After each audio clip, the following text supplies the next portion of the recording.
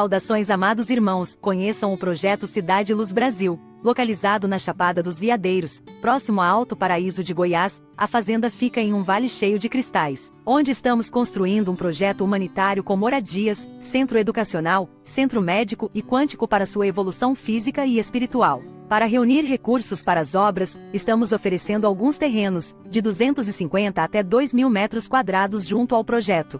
Você gostaria de ter um local com ótima altitude e cheio de cristais em meio à natureza? Se sim, mande mensagem neste WhatsApp que está na tela e obtenha todas as informações. A paradisíaca Chapada dos Veadeiros fica próximo a Brasília e é um patrimônio mundial pela Unesco, e além de ser um local protegido e preservado, tem centenas de cachoeiras e pontos turísticos. Se você recebeu o chamado interior e quer viver no paraíso, o lugar é aqui.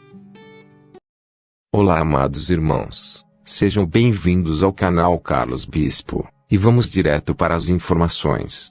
Contribuições genéticas. Considera-se que os nórdicos e os pleiadianos têm aparência humana, mas na verdade são os humanos que têm aparência nórdica ou pleiadiana, já que já existia antes. É claro que os nórdicos contribuíram para a composição genética da raça humana, assim como os pleiadianos e muitas outras raças extraterrestres. Chamamos essa raça de deuses do Monte Olimpo. Refere-se aos Anunnaki, residentes de Nibiru, e algumas inserções de certas raças reptilianas, no início, foram contribuidores notórios. Cada um deles deixou sua marca nos humanos. Os nórdicos são altos e parecem fisicamente fortes, com formas que muitos na Terra poderiam considerar ideais. No entanto, essas características atuam nos humanos na forma de genes recessivos, e não são dominantes. Os pleiadianos deram uma contribuição muito significativa, e isso reflete-se na disposição gentil de muitos humanos. A textura leve de grande parte da humanidade reflete a contribuição pleiadiana. Os zetas fizeram contribuições genéticas periódicas para a forma humana como a conhecemos hoje. Nossas contribuições foram principalmente na área de desenvolvimento cerebral, interconexão neurológica e pontos de comunicação. Os genes específicos para alcançar estes avanços foram extraídos da nossa própria genética e inseridos. Tem havido alguma especulação de que as raças asiáticas teriam recebido de nós uma contribuição genética, devido ao formato amendoado de seus olhos. Mas existem muitas raças humanoides que têm olhos fendidos, incluindo os nórdicos, e os genes que afetam a forma dos olhos não estavam entre as nossas contribuições para a raça humana. Os sírios não deram nenhuma contribuição à genética humana, pois existem vários pontos de incompatibilidade entre sua forma física e a forma humana. A sua contribuição teria causado tantos problemas quanto aqueles que teria resolvido, e havia outras fontes para essa contribuição que não apresentavam conflito. Se esse tipo de incompatibilidade não existisse, os sírios teriam contribuído, pois certamente queriam participar. A raça humanoide do planeta 12, Nibiru, a quem chamamos de deuses extraterrestres do Monte Olimpo, Anunnaki, reflete-se em humanos que têm uma aparência quase crua e com capacidade de desenvolvimento muscular extremo. Esta raça é notável não só pelo seu físico, mas também pelo seu caráter agressivo. Uma raiva que continua incessantemente até que a causa da raiva desapareça. As suas guerras nunca são resolvidas numa mesa de negociações, nunca. Os ancestrais reptilianos estão muito bem distribuídos entre os humanos, e são reconhecidos de forma mais notória pela necessidade de estrutura e ordem em suas vidas. Aqueles humanos que colocam os detalhes da sua vida diária acima do impulso de se conectarem com outras pessoas ao seu redor estão expressando esta herança genética. A família do homem.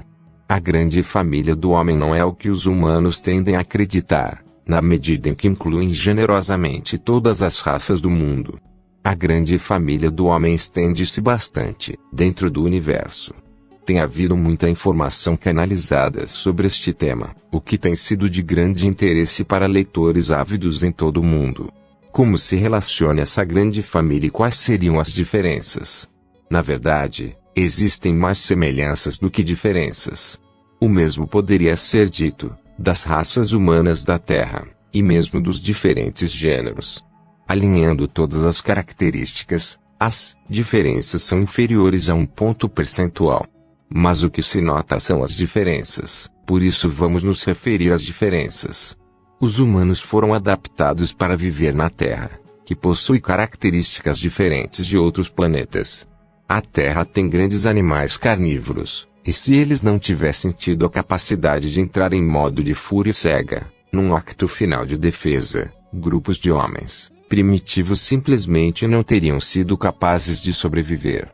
Em essência, um único homem primitivo, geralmente um macho dominante, teria que assumir a posição de defesa contra o ataque de um animal, enquanto os demais corriam em direção à segurança. Na maioria dos casos, o macho dominante foi devorado pelo animal. Nas sociedades humanas, muitas vezes parece que há um excesso de machos para fins de acasalamento, especialmente tendo em conta que alguns machos parecem conseguir ter tantas fêmeas quanto desejam. Mas historicamente não houve excesso de machos, uma vez que os machos eram regularmente eliminados. Quando as fêmeas da tropa se reuniam, em torno do macho mais forte, do mais feroz, do mais irritadiço, não era sem razão. Esse era o homem que teria que enfrentar o golpe por eles, quando as coisas ficassem difíceis. Outros mundos foram mais benignos e o humanoide, que ali se desenvolveu, é mais plácido. Os Pleiadianos e os Lirianos têm esse temperamento plácido, e alguns humanos têm essas características, como resultado de suas contribuições genéticas. Mesmo assim, existem outros mundos que apresentaram ambientes mais hostis que a Terra, e os humanoides neles instalados tiveram que se adaptar a essas condições. Os Sirianos são uma dessas raças, assim como os humanoides do planeta 12, Anunnaki. Qual foi a hostilidade que eles tiveram que enfrentar? Nos mundos de Sirius, como existem muitos planetas natais para esta raça, há uma escassez de alimentos proporcionalmente ao número de Sirius.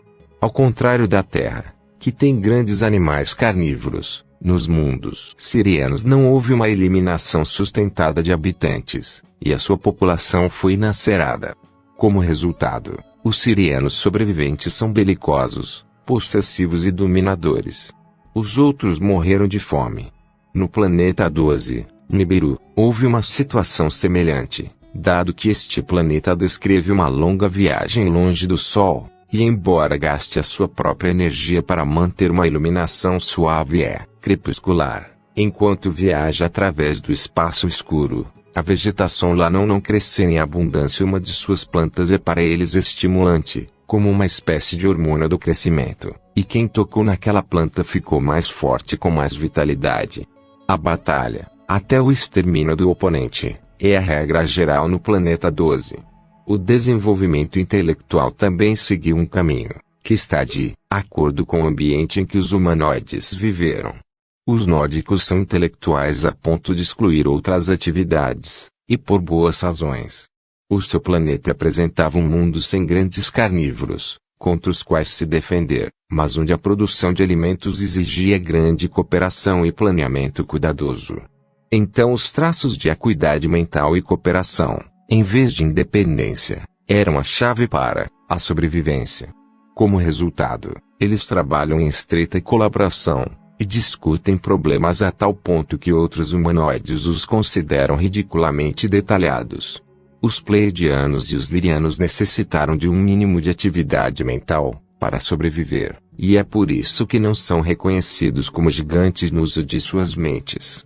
Nós, os Zetas, também desenvolvemos as nossas impressionantes capacidades mentais devido ao ambiente em que vivemos, no qual os nossos mundos sofreram com a pouca iluminação e os escassos recursos alimentares, mas as lutas entre nós por comida não foram suficientes.